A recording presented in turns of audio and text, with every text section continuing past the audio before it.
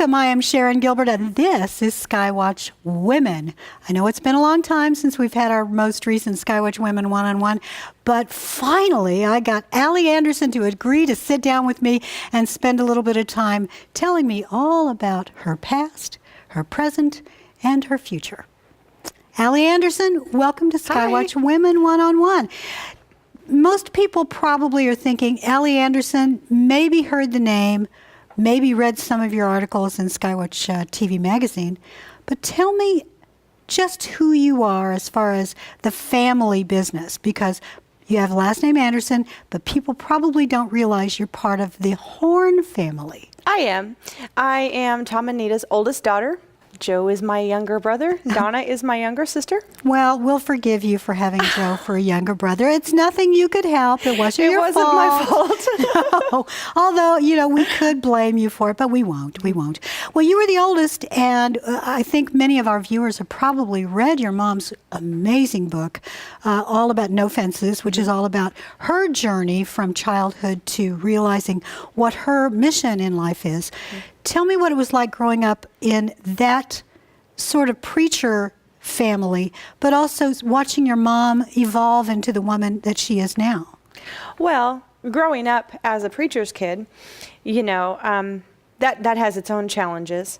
There is a lot of expectation on you, a lot of people reminding you constantly, as if you could forget, that you're supposed to be the example. Yeah. So there's just a lot of that kind of thing. My parents were always very good to us. You know, we moved a lot. How many times did you move in your childhood? I would have to stop and count, but it's more than 20. That's a lot. Mm-hmm. Yeah, well, it would just be, we would go somewhere, and when my dad got to a point that he felt like what he had gone there to do was accomplished, he would start looking for what he was supposed to do next, which has evolved into where he is today. So it's really a rewarding and an awesome thing to be, you know, brought into, and the fact that I am here and now is an honor that I couldn't have predisposed to myself, you know. So it's very exciting, and I'm thankful for it. Growing up as a PK, a preacher's kid, you talked about the expectations on you, but also probably on your parents as well. Oh, yeah. You are now a mother. Do you find that translates being a preacher's grandkid? Is it the same as being a preacher's kid? Do your children, who are now pretty much grown, your older son is in college, and your daughter she's growing up so fast. I know. It amazes I know. me. But do you find that they worry about the same things, that the world is taking a look at them and making sure, are they ever making a mistake, or what Tom Horn's grandkids? Well, I think that I have tried, and, you know, parents just do their best, and so it doesn't always, you know, go according to plan. I've tried not to put a whole list of expectations on them that is unattainable. I want them to strive for excellence, and I want them to try to be good people. But I also have tried not to make the expectation on them difficult to live up to. My daughter, I haven't had to do much of that with her, because she puts such expectations on herself that if I add any, it's actually a little bit too much. So, but I guess I'm really lucky, because both of them really, you know, they're just really, really good kids, and, you know, I can't really take the credit for that. I just was very lucky to have had very awesome individuals. And they're both so intelligent. They're great kids. I'm a really lucky mom, you know, and like I said, I can't really take credit for it, because, you know, when your child is born, you don't completely know what you're doing, and they're all different, and my two are very different from each other. So I can't, it's not like by the time I got to these two, I had 6 or 7 other ones that I got to kind of learn on. So I can't take credit for how they are as people. They're just really amazing individuals that I'm lucky to be the mom of them. I agree with that. You grew up also in a home that's very musical. Yeah. Your kids musical too? Yeah, they are. They are. My daughter sings. She writes music. She writes songs. She writes lyrics. My son is actually, he does all of that too, but he's very private about it. So he's not the kind of person that you would say, hey, come in here and sing a song for us. He'll no, I don't know how. I don't do that. And the truth is, when he's alone, he will get on a keyboard, a piano or something like that, and he'll start playing and these beautiful melodies come out and these beautiful songs come out. But if you ask him, he'll say, "Oh, I don't know how," and he will freeze up and he won't.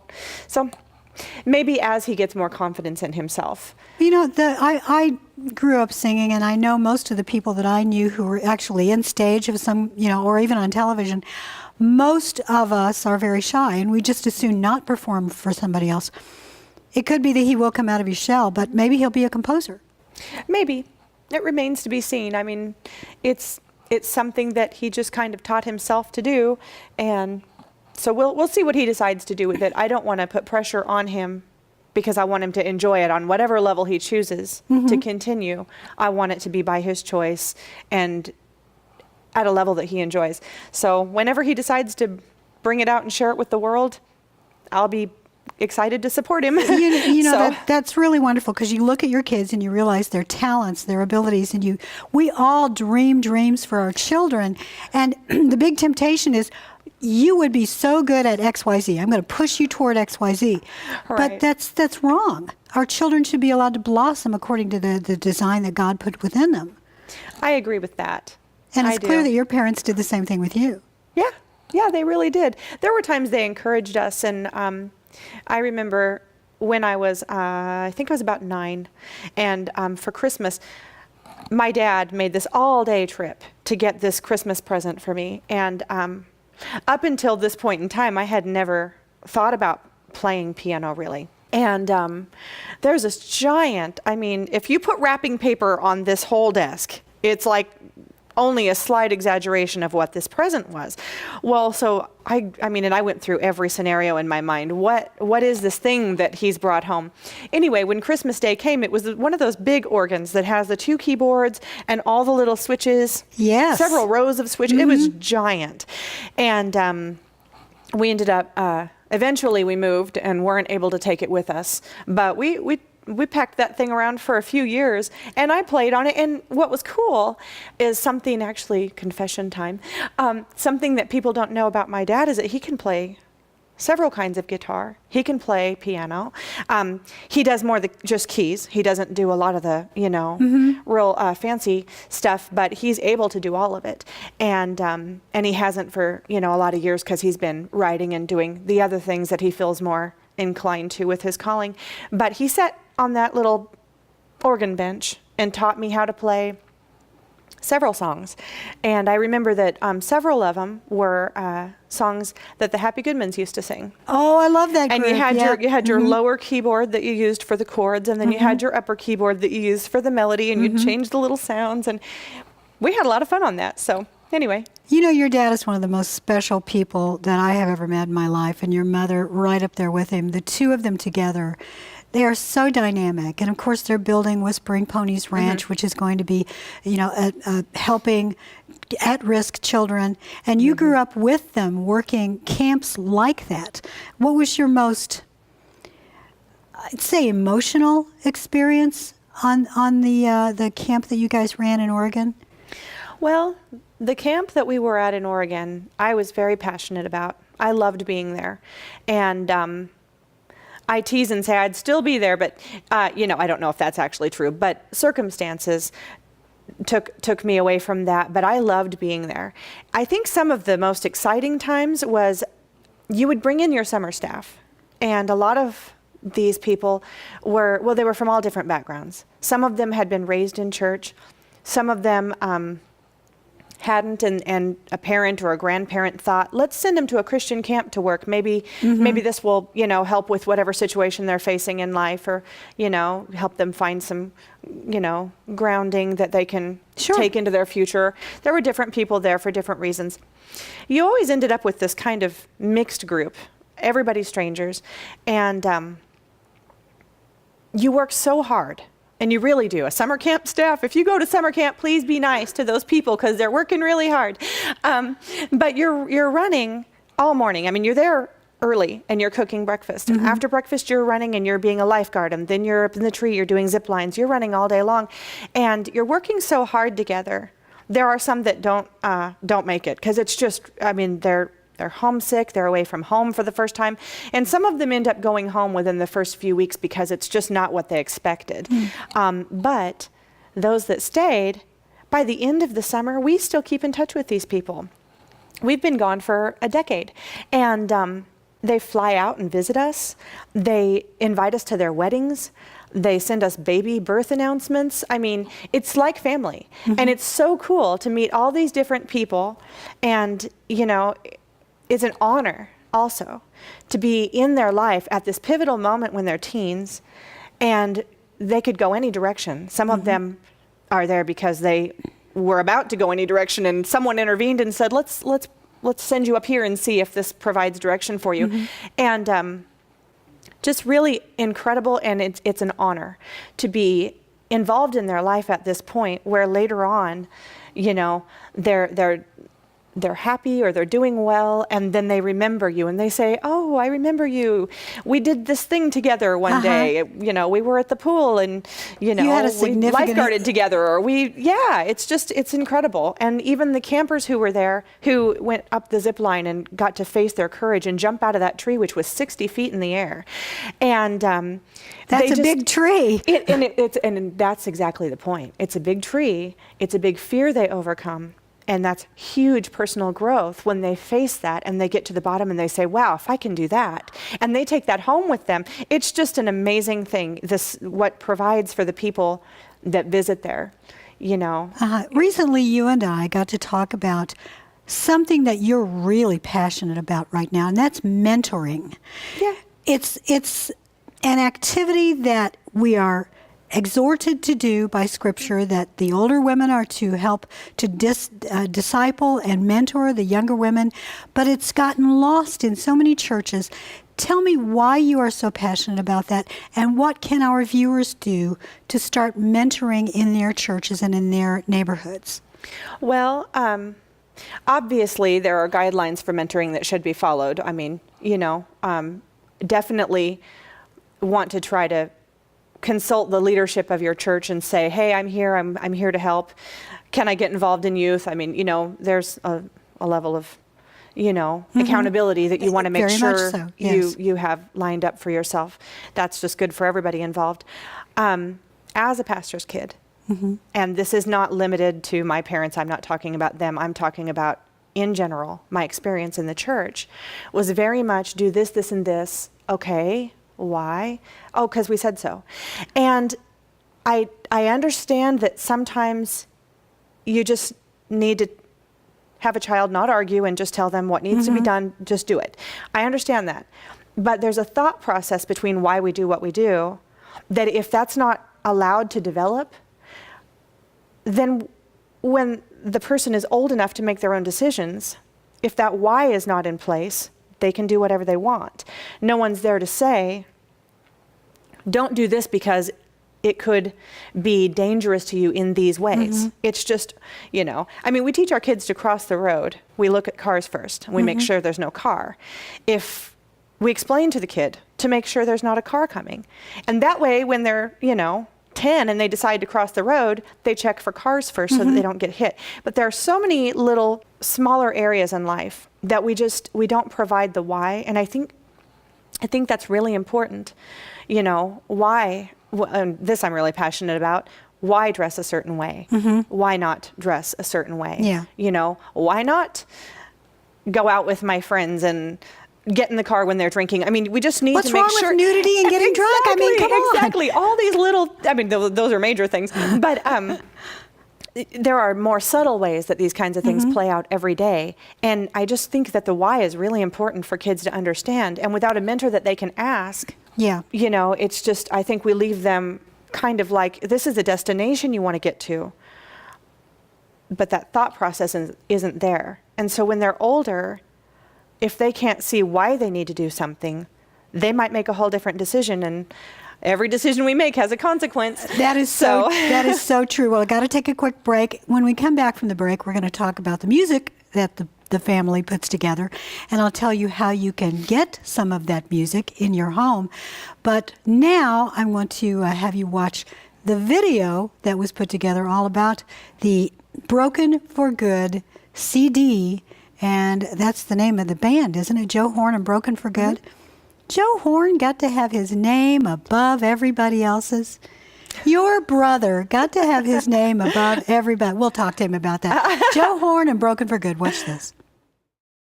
Can you sing the blues with a heart full of joy? The answer is yes, because as you may know all too well, sometimes the joy that comes from accepting Jesus Christ only follows after you've been broken for good.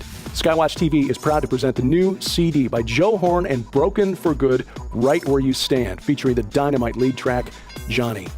When you order this CD from the SkyWatch TV store, you'll also receive the special Johnny Project DVD featuring a special one-on-one message of salvation and redemption from Pastor Bruce Beelan, who played the Johnny character in the Johnny video, as well as special commentary from writer-producer Joe Artis Horn and special SkyWatch TV world premiere countdown programs that led up to the world premiere of the video of Johnny.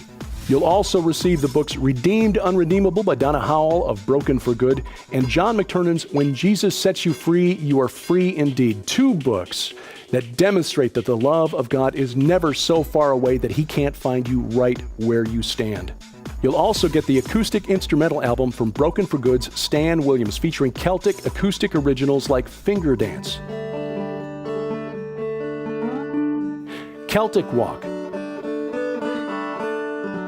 historical hymns like I Surrender All, and many more. Right Where You Stand by Joe Horn and Broken for Good is gutsy, full of passionate songs of faith and redemption like Talk to Jesus, And talk to Jesus. And talk to Begin Again, To begin again, Come All My Children, come on, my children, Right Light, on the right light and many more. is gonna set me free. All of this together is a $75 value, but it's yours now for just $29.95 when you order the Joe Horn and Broken for Good CD Right Where You Stand from the SkyWatch TV store. Order now by calling the number on your screen or log on to skywatchtvstore.com. Well, if you want to know how to get that CD and the whole set that goes with it, contact skywatchtvstore.com. Go online, or you can call the 800 number. You'll find it at the bottom of the page at skywatchtvstore.com or right here on the bottom of your screen. Give them a call and ask about the Broken for Good offer, which begins on August 14th. Broken for Good, that experience. What happened to Johnny? What's going on with Johnny? I have seen your brother on social media for the past 2 months all about Johnny. So tell me a little bit about the Johnny story. Okay. Well, Spoilers. I know, huh? Johnny, as the song says, was a criminal. The song doesn't really get into specifics about what exactly happened. And we left it vague because there are lots of different types of personal crisis that a person can go through. Not everybody who hits bottom is running from the law, as you know. I mean, there are people that everybody's problems are different and everybody's situation is different and everybody's capacity for what they can handle before they're finally ready to surrender to God is different. But in this particular scenario, he was a criminal and he hit bottom. Is this a prodigal son story? Yes, it is. Yep. And Okay. he realizes that that God will meet him where he stands. And that's after the fact that he feels like everybody has given up on him. So, And that gets back to the mentoring we talked about right before the break, because not every parent can relate to a child. But if you can find a mentor, an Aunt Allie or an Uncle Joe to go to, that I can share my fears and my questions, and you won't tell me that I'm wrong. You have the time for me. I know what it's like to be a parent. Not every parent has the time. But even if you do have all day long to talk to your kids, sometimes because you are the parent, the child will not talk to you about it, but they may talk to a mentor at church about a big sister, big brother kind of idea. So if someone is going through a really bad, broken for good moment, a Johnny moment where I feel like God simply does not want someone like me, then that person, I would hope, would go to a mentor, just like you've talked about before. yeah. And as a parent, I'm glad to know that my kids have people that they feel comfortable to talk to, whose input I trust. You know, there are certain people in their life that I don't have to know what was said. I don't have to know all the details of the conversation. I can trust that because they took their problem to that person, they got good advice. Advice that I can back and that I appreciate and that I'm comfortable with them receiving, you know. Of course, So the that gives inverse them of that is that the world is mentoring our children, whether we like it or not. That's why we have to mentor. We have to intervene because those kids are going to find answers to their questions. Whether we Not the kind of answers we want them to hear either. And I love the fact that earlier you said we need to tell them why, if this, then that. What is the thinking process between the then that decision? And the world is telling them, you don't have to worry about that. Then that, then whatever. It's whatever you want it to be. That is not biblical, and it's not the way we are created to deal with the world. The Lord made us a certain way for his reasons. Yeah. Yeah. Well, we are wired to want a higher power, and That's a good way to put it. Yes. Yeah. Again, if you're not turning to God, chances are you're looking for a higher power, and you know it's a scary fact that so many other religions and walks of life and everything else, they are out there seeking our children. Yes. They are looking to mentor. They're, metaphorically, they're standing on the corners with their arms outstretched and signs and saying, come on in, we've got what you want. So, They're looking for Johnny to tell Johnny, we've got the answers to your problems. Don't go to God. Go to our God. yeah. Well, it's like the Bible says, the way is narrow and it's hard to find, and the other way is wide and it's easy to find. We have to kind of stand and point at the narrow entrance because our kids are looking for something, and But the truth is, God Almighty not only created us, he loves us in a way that nobody in the world is going to love you. As much as you love your children, God loves them more. And he wants Johnny to come home, you might say. When you put together the album, did you help to write any of the music? I've not looked to see who wrote any of it. I to be helped honest. with some of the lyrics. Did you? Yeah. I was pretty busy at the time with some other projects, so I didn't help as much as I would have. Years ago, Joe and I used to write songs together all the time. And so in some of his really early stuff, we worked on it quite a bit together as far as the lyrics go. The music he's always composed and kind of done a lot more of that arranging.